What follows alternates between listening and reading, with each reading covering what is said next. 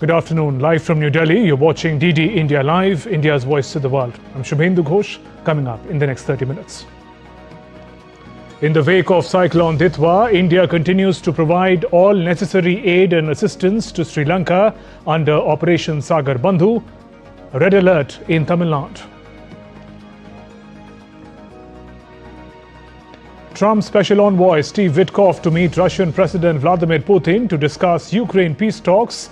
Zelensky positive about revised proposal, while Russia's position still not clear.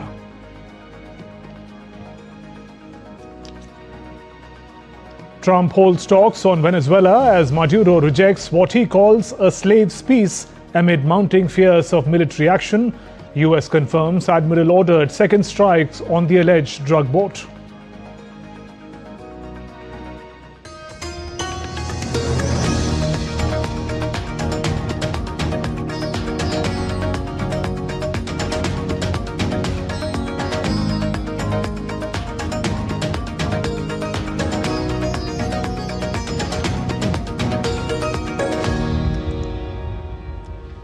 In response to the impact of cyclonic storm Ditwa over Sri Lanka, India launched Operation Sagar Bandhu late November that continues to provide urgent search and rescue and humanitarian assistance and disaster relief support to the island nation.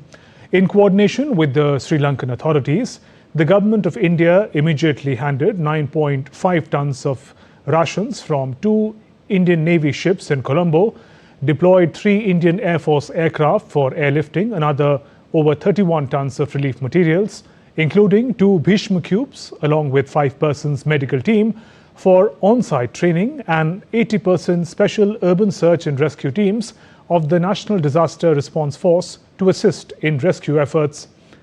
India also dispatched another 12 tons of relief supplies on board Indian Navy ship Sukanya. A total of 53 tons of relief material has been handed over to Sri Lanka. Chetak helicopters from INS Vikrant and Mi-17 helicopters of the Indian Air Force, in coordination with the Sri Lankan Air Force, conducted extensive rescue operations. Rescued persons included nationals of Sri Lanka, India, Germany, Slovenia, United Kingdom, South Africa, Poland, Belarus, Iran, Australia, Pakistan and Bangladesh. NDRF teams have been carrying out search and rescue operations in various severely affected and isolated regions of Sri Lanka. A total of 121 persons have been rescued and assisted in these combined operations, which are still continuing. A total of around 1,500 stranded Indians have already been brought back home. Prime Minister Narendra Modi spoke to Sri Lankan President Anura Kumara Dissanayake on Monday, assured India's full assistance to Sri Lanka. And as of today, more critical relief materials arrived in Trikomli. INS Sukanya delivered another 12 tons of essential relief material, supporting the ongoing rescue and relief efforts. These were handed over to Sri Lankan authorities for immediate distribution.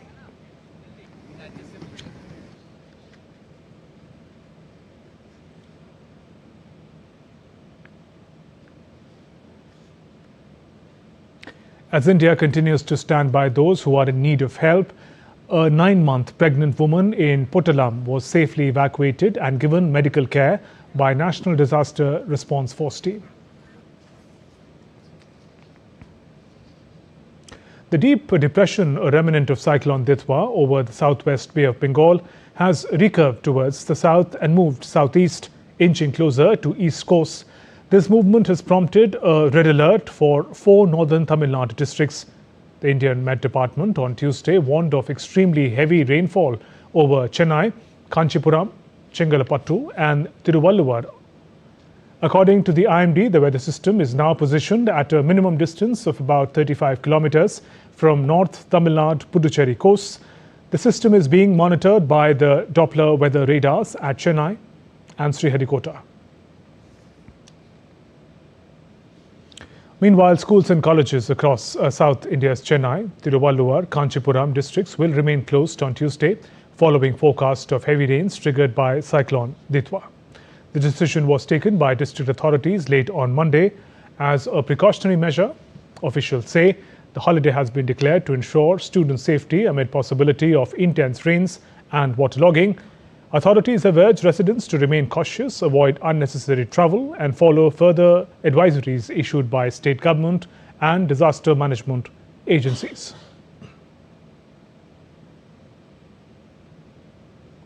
India's Finance Minister Nirmala Sitharaman highlighted the new challenges in the global economy like digitization of the economy, emergence of new financial products, and the changing structure of beneficial ownership. Delivering the keynote address at the 18th Global Forum plenary meeting in the national capital, the minister stressed that these issues require joint actions by all jurisdictions. Minister of State for Finance, Pankaj Chaudhary, and other senior officials of the ministry were also present. 18th Global Forum plenary meeting is an international conference focused on tax transparency and the fight against offshore tax evasion through international cooperation. It is taking place from December 2nd to 4th in New Delhi. Looking ahead, there are new challenges that call for joint action. The digitalization of the economy, the emergence of new financial products, and evolving structures of beneficial ownership require continued cooperation between jurisdictions. Confidentiality and cybersecurity must also be maintained with great care. These are not challenges that any one country can address alone. They demand coordination, trust, and timely exchange of relevant information. The Finance Minister also stressed that collective focus must remain on fairness, sustainability, and public trust in integrity of tax systems. Over the past decade, we have been seeing a visible strengthening of voluntary compliance. Citizens are more willing to participate when they are certain that the system rewards honesty and acts firmly against evasion. This improvement in tax morale did not come from enforcement alone. It came equally from clarity, simplification, and a consistent effort to build trust with taxpayers. Fairness and predictability, when demonstrated in practice, encourage participation far more effectively than compulsion. That lesson, we believe, holds relevance beyond national borders. The Indian Army on Monday successfully test-fired a BrahMos supersonic cruise missile over the Bay of Bengal. The long-range precision strike was carried out by BrahMos unit of Southern Command with support from Andaman Nicobar Command. The missile hit its target accurately, showing that its guidance and control systems are working well. The Army said the test met all its goals and proved that its BrahMos units are ready for real-time missions. Southern Command Chief Lieutenant General Dheeraj Seth praised the successful launch, calling it an important step in strengthening the Army's long-range strike capability. The test also highlights the reliability of India's indigenous missile systems and supports the country's push for self-reliance under Atmanirbhar Bharat initiative. The 14th edition of the annual bilateral exercise Ecoverin between Indian Army and Maldives National Defence Forces will be conducted from 2nd to 15th December 2025 in southern India's Thiruvananthapuram. The exercise aims to enhance interoperability while carrying out counter-insurgency, counter-terror operations in semi-urban, jungle and coastal terrain. It focuses on integration of niche technology to enhance interoperability while sharing best practices reflecting the shared commitment of India and Maldives towards peace and security in the region, while further deepening defence cooperation, camaraderie and trust between both the armies.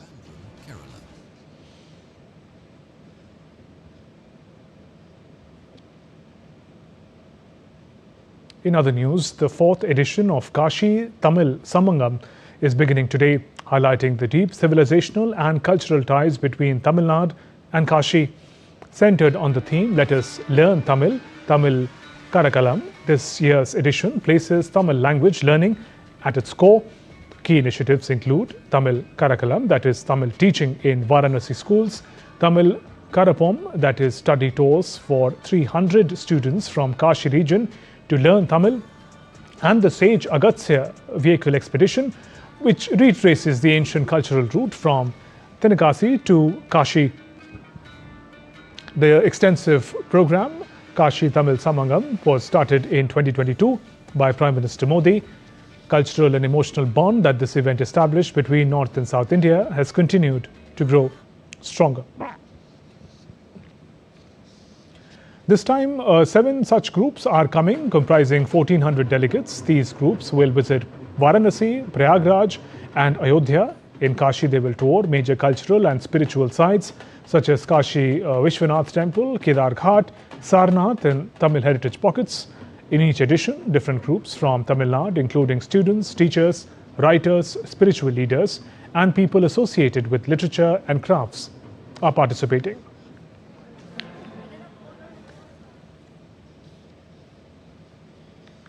December 2nd is observed as National Pollution Control Day, a reminder of one of the world's worst industrial disasters. The night of Bhopal gas tragedy of 1984 claimed thousands of lives and changed the way the world looks at industrial safety and environmental responsibility.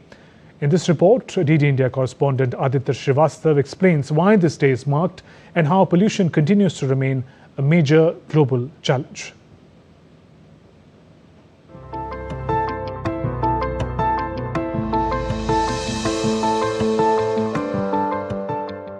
These visuals take us back to the intervening night of December 2nd and 3rd, 1984.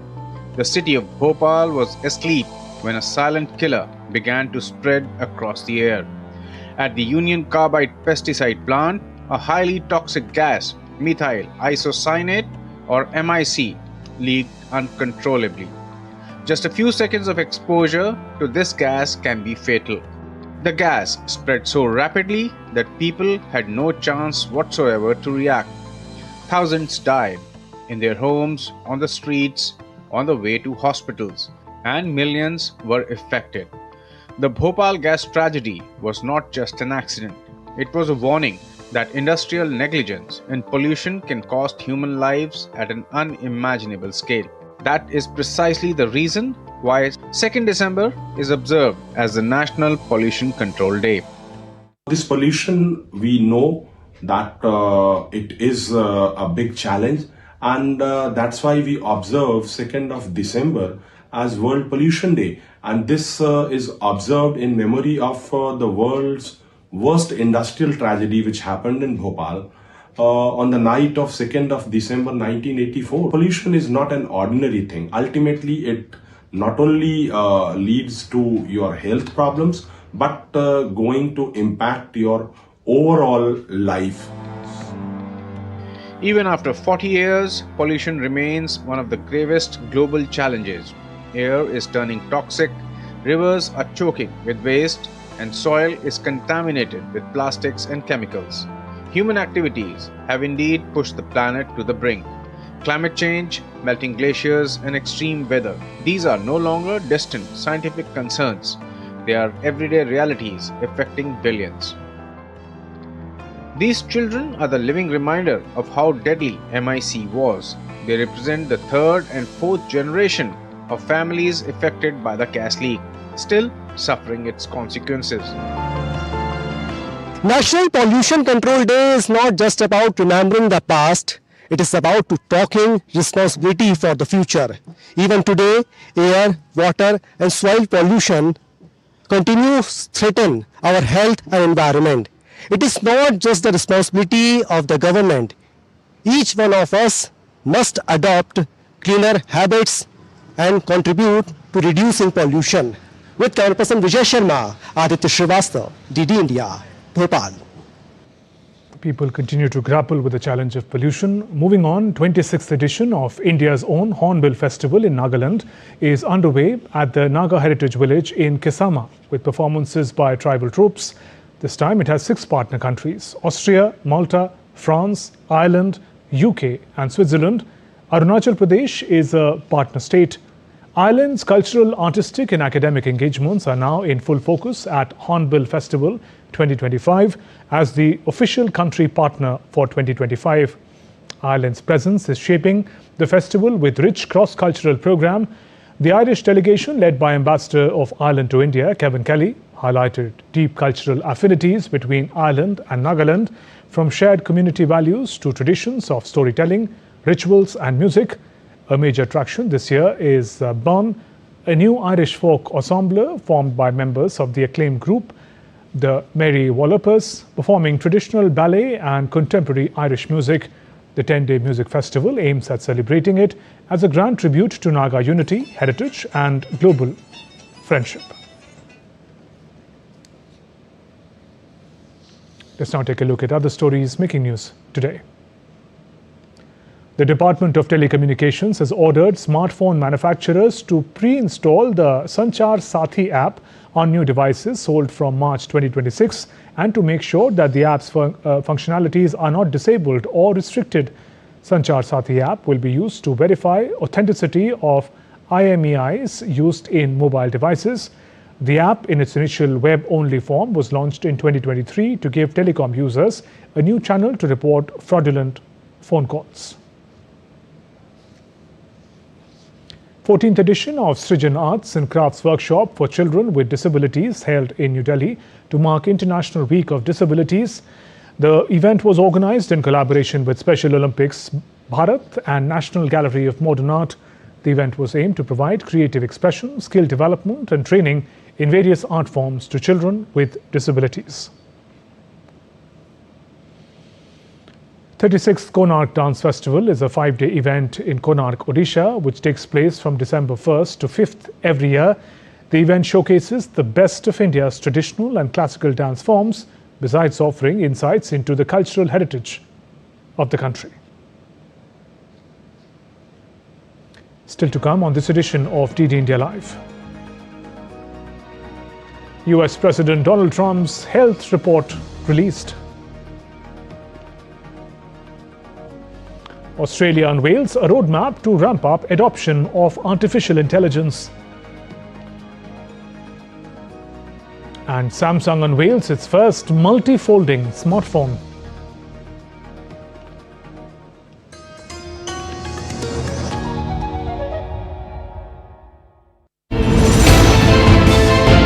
Geopolitics and trade deals. Economic challenges amid development. Hard work and the path to prosperity. It's the economy always. Between walkers, money is what money does and says. Supply creates its own demand. Between the bulls pulls and bears tears. When supply chains globalization and India rises to the podium.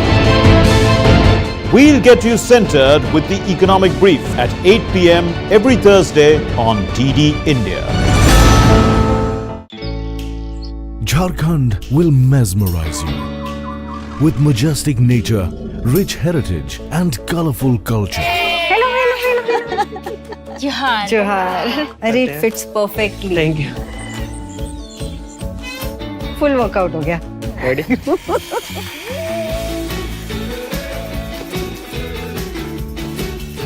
Postcards from Jharkhand on National Geographic.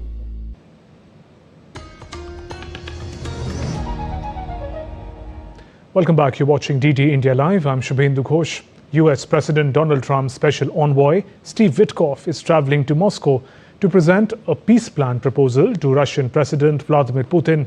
The meeting between Witkoff and Putin is scheduled for Tuesday. That will focus on 19-point peace plan to end the conflict in Ukraine.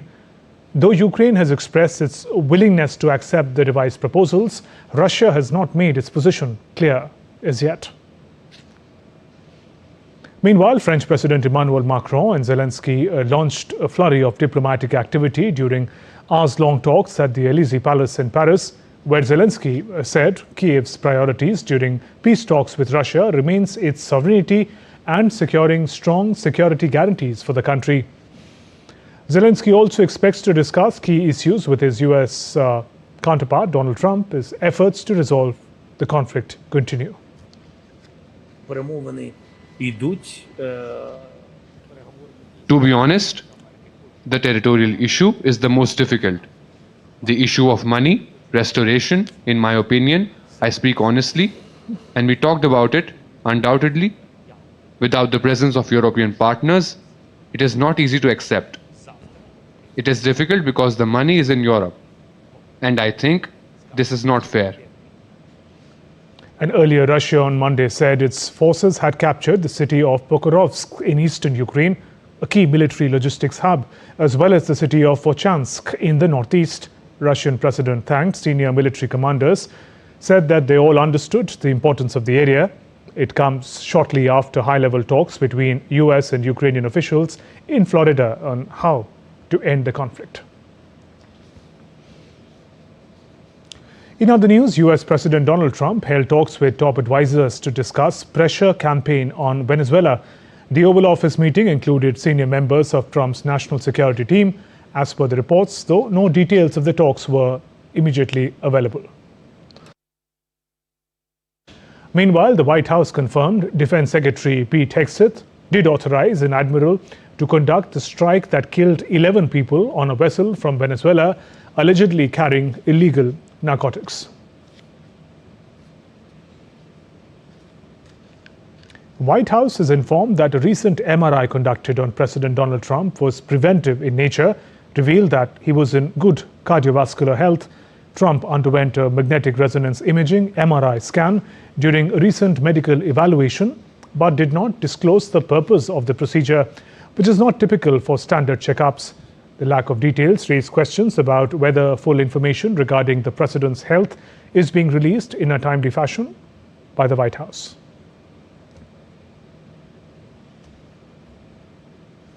Australia has unveiled a roadmap to ramp up the adoption of artificial intelligence across its economy, but said it would rely on existing laws to manage the emerging risks. The country is stepping back from earlier plans for tougher rules on high-risk scenarios. Australia currently has no specific AI laws, though the government last year signalled it would introduce voluntary guidelines amid concerns over privacy, safety and transparency. In its national AI plan released, government has said it would focus on luring investment in advanced data centers, building AI skills to support and protect jobs, and ensure public safety as AI becomes more integrated into daily life. Agencies and regulators will remain responsible for identifying, managing potential AI-related harms within their sectors. The roadmap comes after the government last month said it would set up an AI Safety Institute in 2026 to help authorities monitor the emerging risks and respond to threats. Let's turn to the updates on the Hong Kong building fire now. Mourners left tributes near the scene of the deadly building fire to mark a week after victims' passing, a custom known as the Day of the Soul's Return. The blaze that broke out at the Wong Fuk Court housing estate last Wednesday claimed at least 151 lives, with more than 40 persons still missing. People continue to sweep the 7 residential towers engulfed in disaster, finding bodies of residents in stairwells and on rooftops, trapped as they tried to flee the flames. Samsung Electronics has unveiled its first multi-folding smartphone in a bid to strengthen its position in the sector of phone market, where the competition is expected to intensify. The launch of Galaxy Z Trifold marked Samsung's bid to reinforce its footing in the segment where Chinese rivals have been gaining ground. The model, priced at about 3.59 million won, unfolds into a 253mm display using 3 panels. It is nearly 25% larger than Samsung's latest foldable Galaxy Z Fold 7 model. The device features Samsung's largest battery in its flagship models and supports super fast charging that powers the phone to 50% in 30 minutes. Tech giant Apple announced that its AI senior vice president, John Jandre, is stepping down from his position early next year. Jandre has been a part of Apple since 2018, will remain as an advisor during transition. Researcher Amar Subramania, a veteran of Microsoft and Google, will take the position of vice president. Subramania will lead the key areas including AI foundation models and machine learning. CEO Tim Cook said AI remains central to Apple's strategy and praised Subramania's extraordinary expertise. In sports, Indian junior women's hockey team began their FIH Junior Women's World Cup campaign with a comprehensive 13-0 win against Namibia in Santiago, Chile on Monday. With this win, India climbed to the top of the table. India will take on Germany in its next fixture on Wednesday, followed by its final pool match against Ireland on Friday. And that's all for this edition of DD India Live. Let us know your thoughts on the news of the day. For those on the go, you can get all the latest news and updates from India and across the world on DD India mobile app. This app is available on both Android and iOS. Scan the QR code on your screens to download now. We'll be back with more news as it breaks here on DD India. I'm Shubhendu Ghosh from all of us here in Delhi. Thanks for watching DD India Live. Namaskar.